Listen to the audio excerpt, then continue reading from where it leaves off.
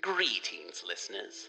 We're back, once again, to talk to you about the Cthulhu mythos, its books, its monsters, its unfortunate human casualties, its timeline in general, and even its tangential bits, like the Dreamlands, or things of a weird nature, or things that are Lovecraftian leaning.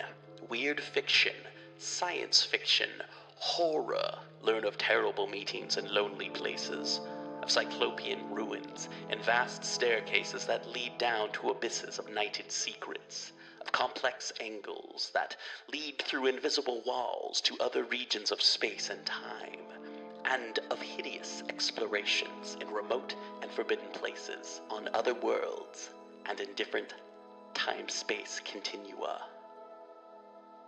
From the creation of our galaxy to the death of the sun, this is an exploration of the Cthulhu mythos from the perspective of humans' concept of history. We are the People's Guide to the Cthulhu mythos. You can find us at pgttcm.com, pgttcm.podbean.com, and you can find us on Facebook, Twitter, Instagram.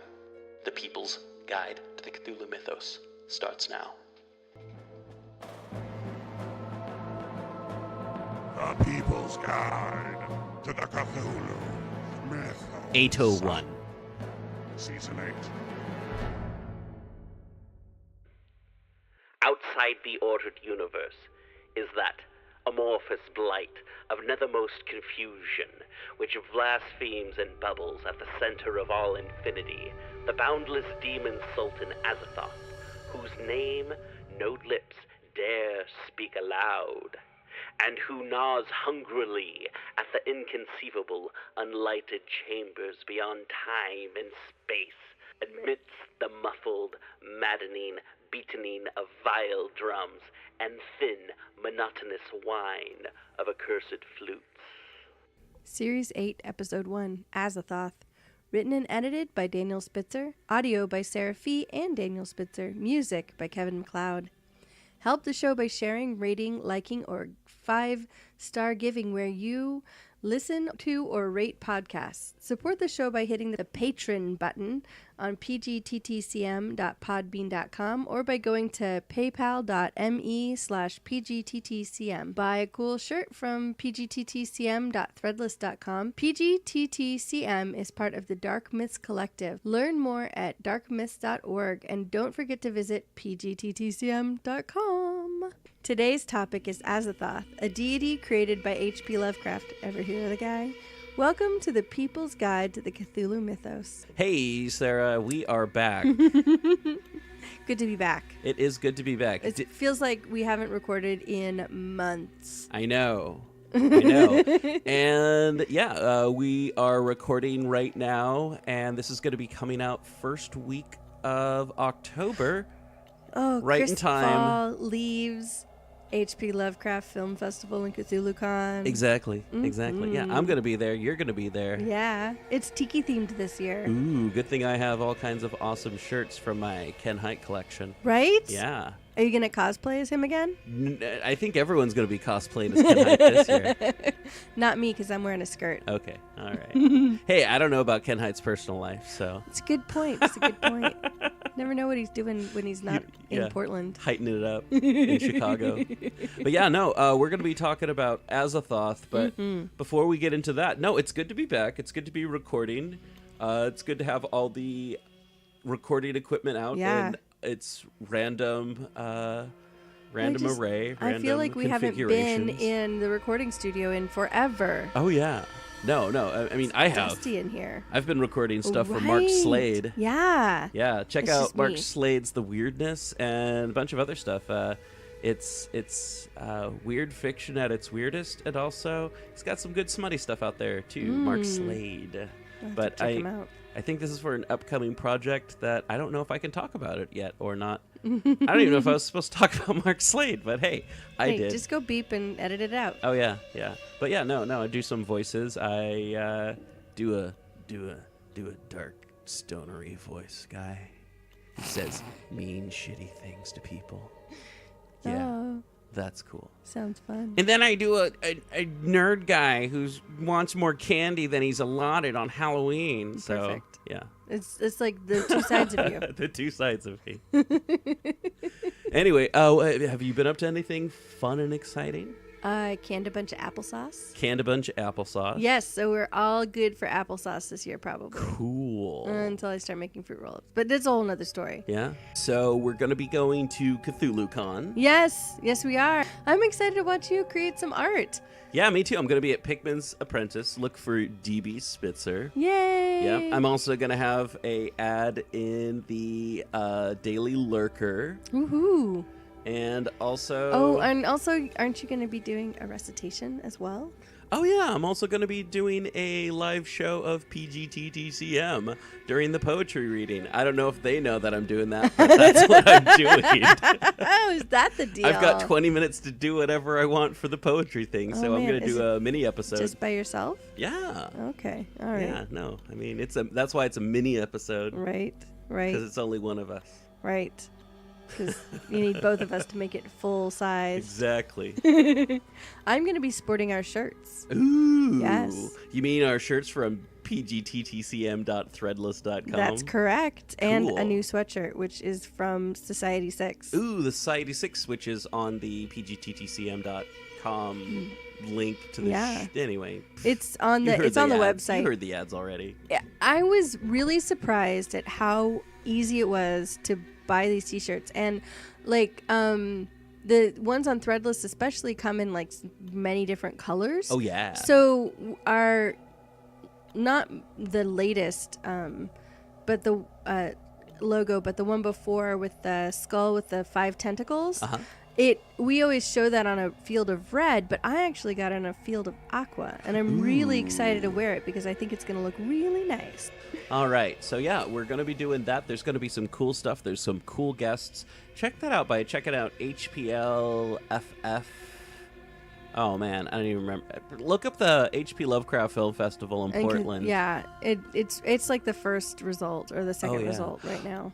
And it's going to be at the Hollywood Theater. And, hey, we went to the Hollywood Theater oh my about, gosh. 2 weeks ago? Yes, we saw this amazing collection. Future Shock with Orson Welles. Oh, my gosh. It was not as shocking as you might think. There, at now some that we're point in in the time. Yeah, it's like everything that he's predicting, it's supposed to be this, shock film. Oh, and there's going to be men and men living together. The group marriage was the one that was supposed to be the most shocking. Yeah, and then there was, the communes. Yeah. And then, which they have this this shot of them eating dinner at the table in a commune at a really impractical cross-shaped table, which I'm like, I'm just stuck on it still. I'm like, this is, you can't have people backing into each other when they get it's just, no.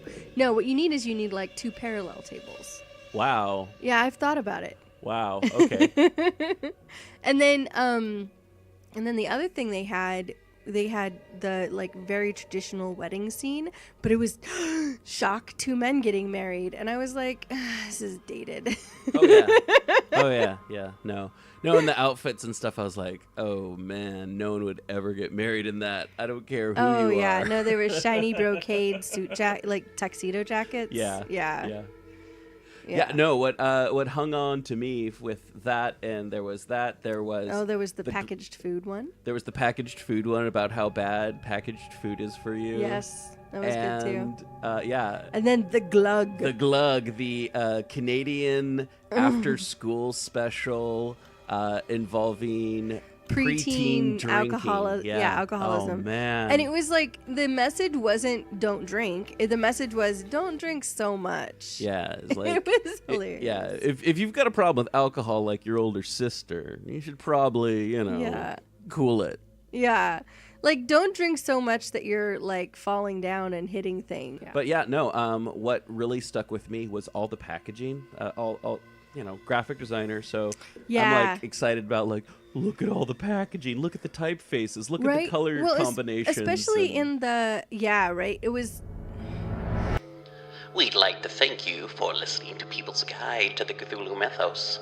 Our sponsor is BunnySlippers.com, your finest source of wonderful Cthulhu slippers and cool shirts from FoundItemClothing.com, your favorite shirts from your favorite cult films, and also these fine folks. It was cool. It was at the Hollywood Theater, and it was. They apparently do it once a month where they invite people with 8 and 16 millimeter film collections to come in and show some of their collection. And I think it is somehow related to the video store. I don't know if it still functions as a video store, or if it's just like a museum Movie now. Madness? Mike's Movie Madness on Belmont. Movie Madness. Portland the Talk. physical sorry. location isn't there anymore. Okay, all right. Yeah. That's sad. No, now it's Happy Cakes. Okay, because they had like the knife from Scream. They had the knife from Psycho. They had a mugwump from The Naked Lunch. They had Orson Welles' suit from A Touch of Evil. Oh, yeah. They had like dresses from Gone with the Wind. They had And like just on a really like experiential level. Yeah. It was like you walked in and it was a room that was kind of like the size of a regular video store. Yeah. And then you walk through that door in the back that in most video stores leads to the porn section. Exactly. And instead it's like a giant long series international film yeah, hallway. and then there was like interlocking rooms of like you walk through one and you go into another and then you go into another and then there's this big room in the back. It was just like, how many movies do you want to watch in your life? How many movie stores do you know have an H.P. Lovecraft section? Yes. Yeah. Yeah, it was like it was like, and of course when I went there, it was long enough ago that this was way before Netflix. Yeah. Oh yeah. And just the idea like that I wasn't, like they had a room that was science fiction films. Yep. Oh, they had a huge room, and then the categories for science fiction were weird. Yeah. Like, Yahweh is angry, prehistoric monsters strike back, female troubles, and then they had a section which this kind of stuff that we saw comes from Psychotronic. Oh, really? So it's like the weird, bizarre, cheaply made films, educational stuff. But there was stuff that I used to love when I was in like my teens and 20s, where people would take this educational stuff and edit it together to make like some sort of like psychedelic freakout kind of like anti-establishment, like combining educational films, pornography, and like military training videos to create this like cacophony of like light and sound that just, I don't know, just sort of took you on a ride. exactly. Yeah. Speaking of light and sound and a cacophony, Oh, should we talk about Azathoth? let's talk about Azathoth. Azathoth, I mean, you know. The first recorded mention of Azathoth was in a note Lovecraft wrote to himself in 1919 that read simply, Azathoth, hideous name. Another note Lovecraft made to himself later in 1919 refers to an idea for a story, a terrible pilgrimage to seek the knighted throne of the far-off demon sultan Azathoth.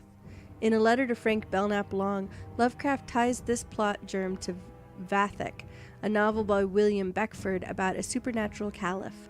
Lovecraft's attempts to work this idea into a novel floundered. A 500-word fragment survives, first published under the title Azathoth in the journal Leaves in 1938.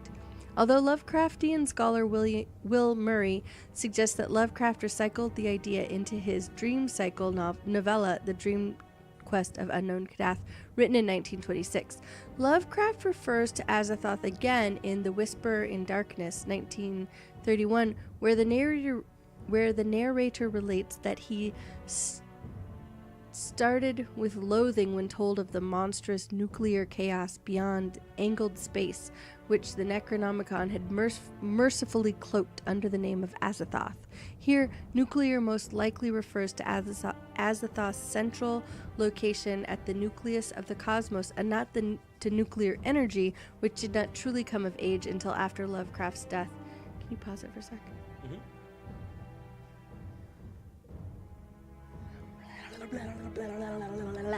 Okay, now maybe I'll trip a little less. Okay. All right. In The Dreams in the Witch House, 1932, protagonist William Gilman dreams that he is told by the witch Keziah Mason that he must meet the Black Man and go with them all to the throne of Azathoth at the center of ultimate chaos. He must sign in his own blood the Book of Azathoth and take a new secret name. What kept him from going with her to the throne of chaos where the thin flutes pipe mindlessly was the fact that he had seen the name Azathoth in the Necronomicon and knew it stood for a primal horror too horrible for description. Gilman wakes from another dream remembering the thin, monotonous piping of an unseen flute and decides that he had picked up the last conception from what he had read in the Necronomicon about the mindless entity Azathoth, which rules all time and space from a curiously environed black throne at the center of chaos. He later fears finding himself in the spiral black vortices of that ultimate void of chaos wherein reigns the mindless demon sultan Azathoth. The poet Edward Pickman Derby, the protagonist of Lovecraft's The Thing on the Doorstep, is a poet whose collection of nightmare lyrics is called Azathoth and Other Horrors. The last major reference in Lovecraft's fiction to Azathoth was in 1935, The Haunter of the Dark, which tells of the ancient legends of ultimate chaos at whose center spirals the blind idiot god Azathoth, Lord of all things, encircled by his flopping horde of mindless and amorphous dancers, lulled by the thin, monotonous piping of a demonic flute held in nameless paws. In a letter to a friend who jokingly claimed descent from Jupiter, Lovecraft drew up a detailed genealogy charting his and fellow novelist Clark Ashton Smith's shared descent from Azathoth, through Lovecraft's creation Nyarlathotep and Clark Ashton Smith's Tsathoggua, respectively. As nowhere stated in Lovecraft's published work, primordial Azathoth here is made ancestor through his children Nyarlathotep, the Nameless Mist, and Darkness, of Yog-Sothoth, Shub-Niggurath, Nug, and Yeb, Cthulhu, Tsathoggua, several deities and monsters unmentioned outside the letter, and a few of Lovecraft and Ashton Smith's fancifully posited human forebearers. Many other writers have mentioned Azathoth, including Ramsey Campbell, Peter Cannon, Lynn Carter, Agidog Derleth, John Glasby, Henry Kuttner, Thomas Ligotti, Robert M. Price, and more. Azathoth, according to Dan Harm's Cthulhu Mythos Encyclopedia, is an outer god also known as the Primal Chaos and the Demon Sultan. Azathoth normally is a shapeless, chaotic mass, but has been known to take on other forms when he has been summoned. Azathoth sits in his court at the center of the ultimate chaos. Others say the center of the universe, or even caverns beneath the earth, mindlessly bubbling and blaspheming as he presides over the dance of other gods. A veil of colors seals off the rest of the universe from the court of Azathoth, where conventional laws of space and time break down. Legend has it that Azathoth gave birth to the universe and will destroy it in the end. Some modern thinkers have equated Azathoth with the Big Bang. This corresponds with the Greek and Norse creation myths, which hold that the universe was created out of primal chaos. Some scholars have drawn parallels between Azathoth and the Gnostic Achamoth, the monster of the Demiurge, who created the universe, or the Egyptian cult of Aten, the sun disk. Overall, however, worship of Azathoth in his normal guise seems rare. The only true earthly cult was that of the Nokins, but isolated madmen have served him more recently. Azathoth also has a large following among the Shan, whose temples hold an image of his avatar, Jadahingla. The rites of the Shan perform for Azathoth are wholly abominable. Ugh. The utterance of Azathoth's name gives one great power over beings from outside, and his unknown secret name gives even more influence and may permanently damage one who hears it. This respect has its limits, though, and not even the Necronomicon contains Azathoth's secret name. So I listen, read, ingest huge amounts of horror. Yeah, you do. You know what I use for a palate cleanser for that? Not Fallout. What What do you do? What do you use?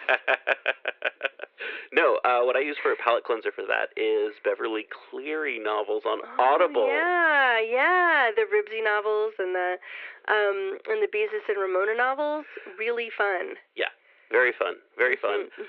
The Henry Higgins ones are read by Neil Patrick Harris. Mostly, yeah. And the Beezus and Ramona books are read by Stocker Channing. Yeah, she does an amazing job, and she reads all of the Ramona and Beezus books. Yes. Really good. Yeah. So I listen to them. And cool thing about Audible is you get one book credit each month. Yeah. And what is it, like $15? For $15 a month. Yeah. So if you go to audibletrial.com/PGTTCM, you'll get a free book. And then it's just like $15 a month, and you get to choose your book. Yeah. And those credits stack up, so if you don't use it, you don't lose it. It's true. They also sometimes offer a deal where you can buy 3 credits. Yeah. For like $36, making each credit about $11. And then you get you can buy, I've done this several times myself, bought a book that was listed for $45 for 1 credit. And it's a much better way to listen to all of the Brandon Sanderson that I want to. I don't know who that is. He's a science fiction fantasy writer. And it's not just science fiction fantasy. Nope. It's not just kids' books. They've got smut, right? Oh man, so much smut. They've got a whole thing that you can belong to the romance package, and then you can watch romance package. Yeah, romance package, and then you can listen to all the smut you want for free. Wow. Which is nice because a lot of smut is you listen to it for 2 hours and then it's over. Yeah. And you don't want to pay $11 for that, or 1 credit for that matter. So do they have other packages? Not that I know of, which is really too bad, because I would love them to have a science fiction package. Yeah. Or a horror package would be great. Ooh. Just listen to all of the stuff, all of the, I don't know, Isaac Asimov that I missed, or, that's not horror, but, or Stephen King.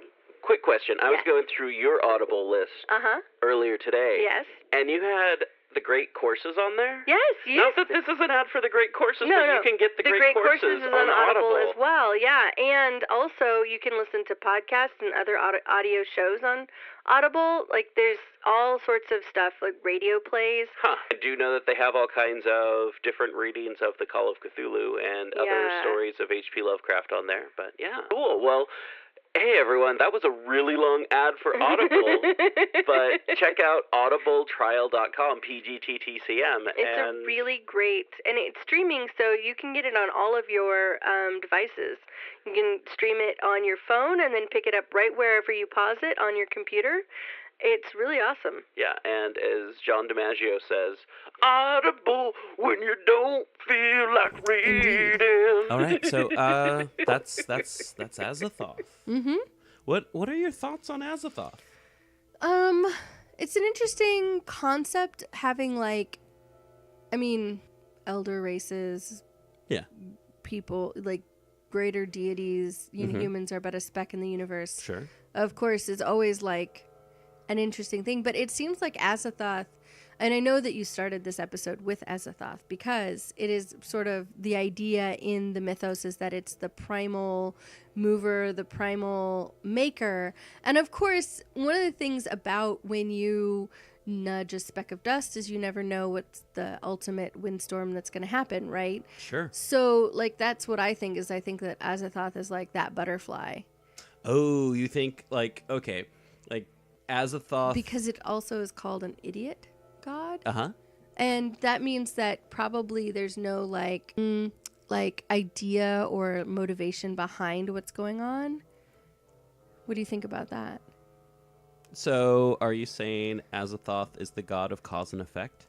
I would say that Azathoth, as the primal motivator, is the one who started everything but has no control over where it's ending. Gotcha. Okay, so my concept of Azathoth is Azathoth. Okay, the Milky Way galaxy is a 4 to 3, depending on where you're at. Right. Is a 4 to 3 dimensional shadow of Azathoth.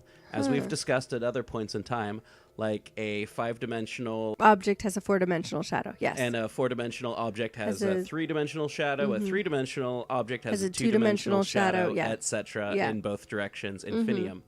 So yeah, but this is like, of course, like just mathematically posited. It's not actually something that yeah, I know. we but can't conceive of it's, like 5-dimensionally objects. It's science fiction. Yes, that's right. So we can do whatever we want. We can do whatever the fuck we want.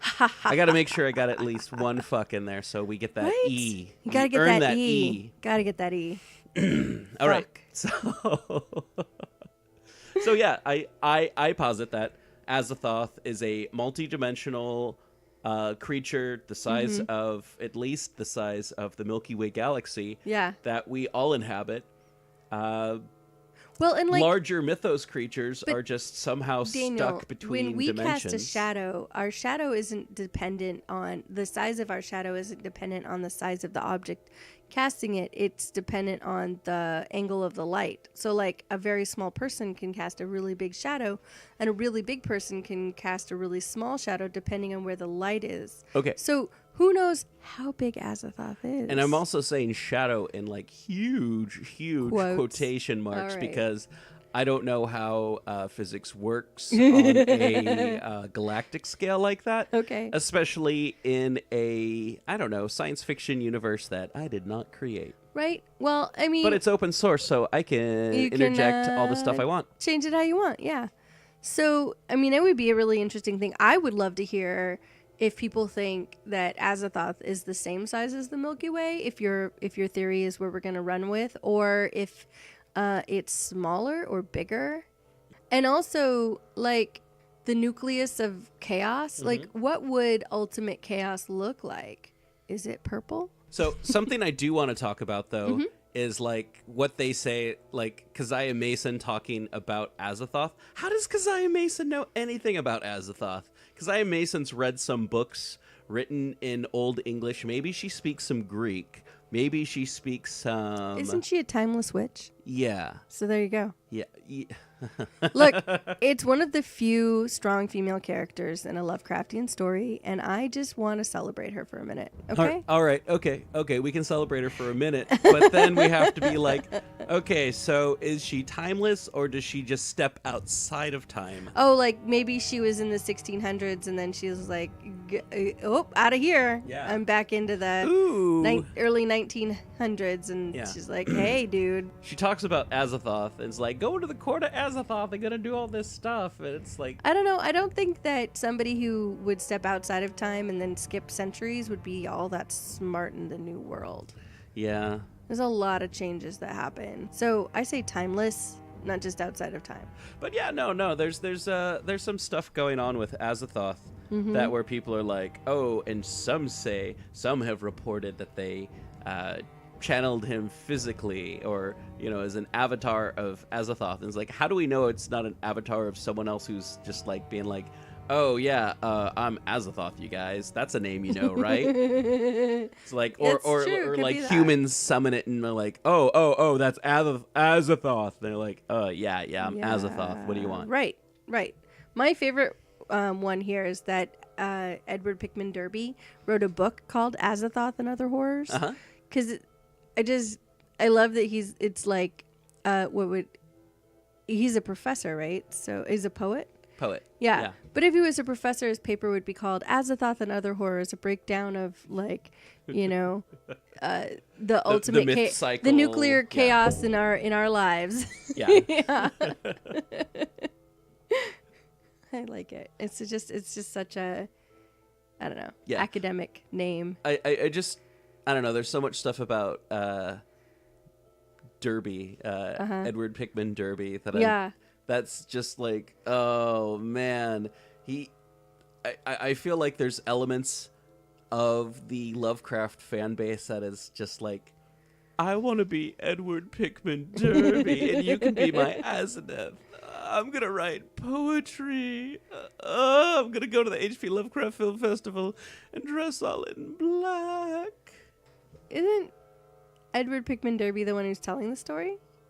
No, that's his friend Dan. Oh, right. The cool guy. The cool guy. I want to be the cool guy. The cool guy named Dan. I want to be the cool guy named Dan. Yeah, no. I think Pikmin Derby's last words in that were glub glub. Oh my god. Yeah. Poor kid. Poor kid indeed. Mm-hmm. All right. Another Lovecraft story with a strong female in it. It's true, although arguably not actually female, seeing as how she was the female body, the female-y sexed body was inhabited by who knows what kind of ancient evil. Kamog, the ancient wizard. Hello there. My name is Maxwell Gold, and I am very excited to be able to do this podcast. So I guess I'm just going to dive right into it. So just a little bit about me. So my name is Maxwell Gold, and my background in regards to weird fiction and the Cthulhu mythos. I'm a writer of short stories and prose poetry, and I've been writing for really since about 2017, toward the end of 2017, at Derek Hussey and Hippocampus Press. It actually all has to do with the musical, but so, I write short stories and prose poetry, and so I've been published in several journals, including The Audience Void, Weird Book Magazine, as well as a couple others. So, but really my introduction into the community, the weird fiction community, really came from working on this musical. And so I'm currently at the piano, so if you hear my fingers banging on the keys, that's kind of, I really started working on this musical about H.P. Lovecraft. We're here today to talk about Azathoth. So Azathoth does, of course, play a huge role in this show, and that's kind of how I got into this world, into this community of writing. I've always been a writer ever since I was younger. So I guess I'll just dive right into the show. So the working title of the show is I Am Providence, the Lovecraft musical. Really just talking about Lovecraft's life, and really it's the life and times of H.P. Lovecraft, talking about who he was, sort of the struggle that he goes on his entire life, really trying to do all of these things to become a writer. Well, not become a writer because he does, but to become a writer that's remembered. We'll say. So as a composer, there are some liberties I'm taking. It's not going to be exactly like Lovecraft's life, because for all intents and purposes, Lovecraft did have a somewhat boring life, and so putting it to stage, there are some challenges. So it really focuses around Lovecraft, Sonia, Randolph Carter, and Azathoth, as well as some of the other people in his life. But it mostly focuses around Lovecraft's life from beginning to end, really the beginning of his writing career to the end of his life, with little parts of Act 1 talking about his, what shaped him, his being haunted by night gaunts as a child, his maternal grandfather, how that shaped him. So a lot of that stuff. So I guess since this is the Azathoth episode, and this is one of them, and since that is the main focus, one of the really main characters in the show is Azathoth. What we have here in this show about Azathoth is Azathoth is a female. Because I really wanted to infuse that element of weirdness in the show, because it's Lovecraft. You can't have a Lovecraft musical without some sort of modicum of insanity or some little bit of his creations in there. So what I was struggling with was, how am I going to personify, the blind idiot god of chaos on stage? So it was a little more abstract. Basically, what you have is sort of, for those out there who are familiar with theater or some of the current shows that have been on for the past, probably say 5 or 6 years, the revival of Pippin, they're sort of a lead player, if you will, and that's sort of what I modeled this version of Azathoth on. You have a character that's sort of can be anything, and it is a she, and Azathoth she'll be able to be anywhere and everywhere, and I sort of have her in sort of like a unitard. You can almost think of Chicago or something like that when she is Azathoth. She's a character that Lovecraft falls in love with, because Lovecraft sees her everywhere. He sees Azathoth as this sort of uncertainty in his life that's always there. He was married to Sonia for a couple of years, but at the end of his life, not to give away the show, but at the end of his life, the only person who's there is Azathoth. So it's sort of this a little bit of a love story, if you will, but it's Azathoth is one who will always be there for him in a manner of speaking. Whether Azathoth is aware of that or not,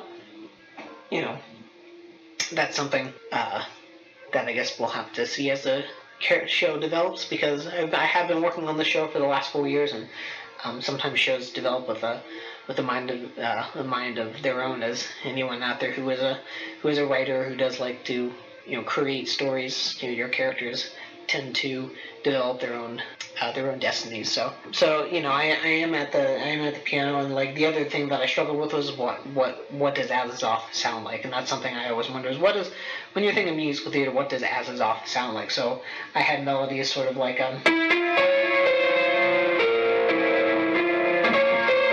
so that was sort of like and a lot of the songs were based off of Lovecraft's poetry, so that was sort of like What the Moon Brings, one of my favorite poems of his. But that melody is something that Azathoth does sing, and you have that sort of creepy but fun aspect to it. It's sort of this little waltz, this little so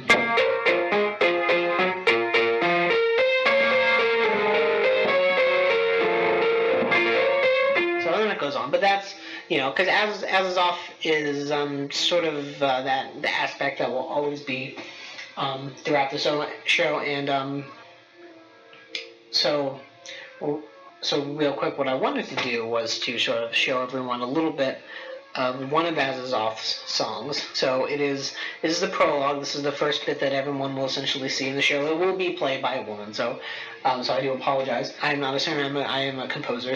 But sort of like a sultry voice, a little more jazzy. But this song was based off of the lyrics for the song were based off of prose poem Azathoth.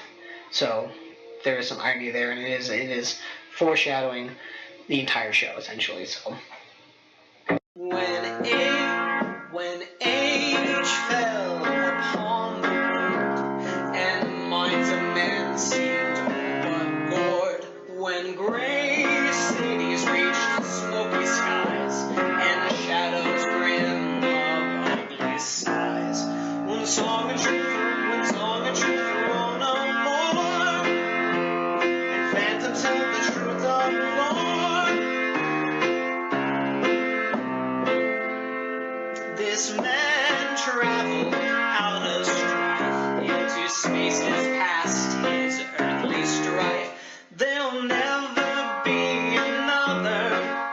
There'll never be another. There'll never be another like him.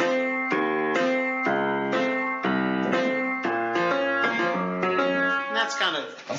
Like I said, I'm more of a composer and a singer, but that's the essential gist of the song. It's that really what Azathoth is trying to do is just to essentially foreshadow this the show that there will never be another like him, and the world will forget him.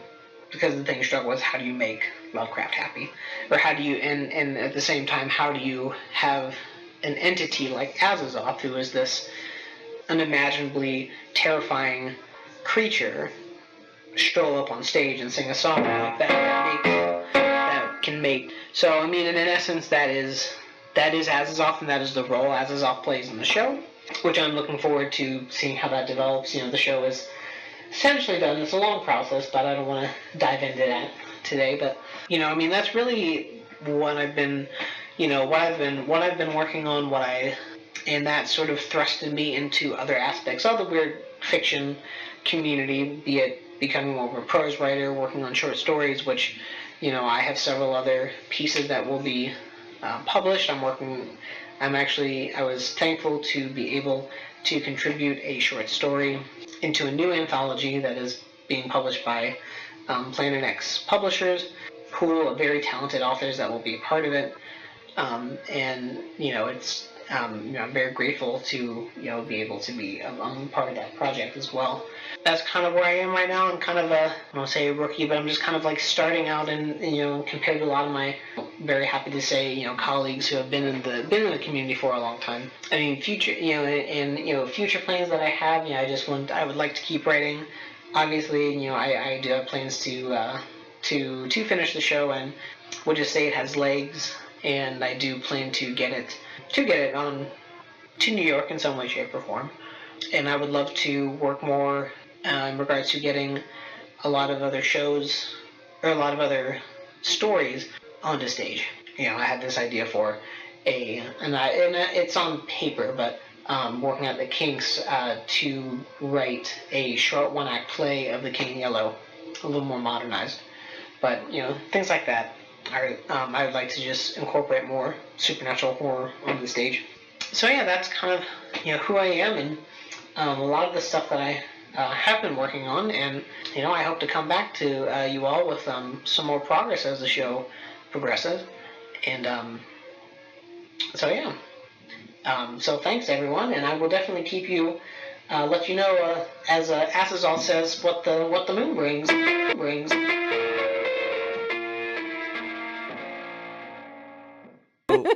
Again, one more time, just to let you know that the 5th, 6th, and 7th of October, we're going to be at the H.P. Lovecraft Film Festival in Portland, Oregon, at the Hollywood Theater. Yay!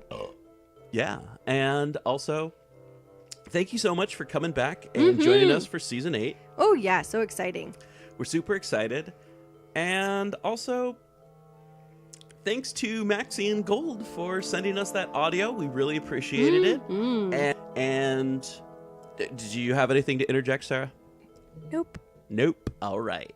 And on that note, thank you once again for joining us at People's Guide to the Cthulhu Mythos. We're always available wherever you download podcasts. pgttcm.com, pgttcm.podbean.com. That's the faucet that the RSS feed comes directly out of. And yeah. Woo! Remember to rate, review, and subscribe. And also remember to stay squiggly and keep it weird. Woohoo! All right, thank you. People's Guide to the Cthulhu Mythos, back, large and in charge. Additional music for this episode is by Maxwell Ian Gold. Yay! All other music by Kevin MacLeod. People's Guide to the Cthulhu Mythos is brought to you by Found Autumn Clothing and BunnySlippers.com and whoever else is sponsoring us this week. Look for us everywhere on social media, and don't forget to subscribe on iTunes or wherever you subscribe to your podcasts. Check out the shops, pgttcm.com. I love you.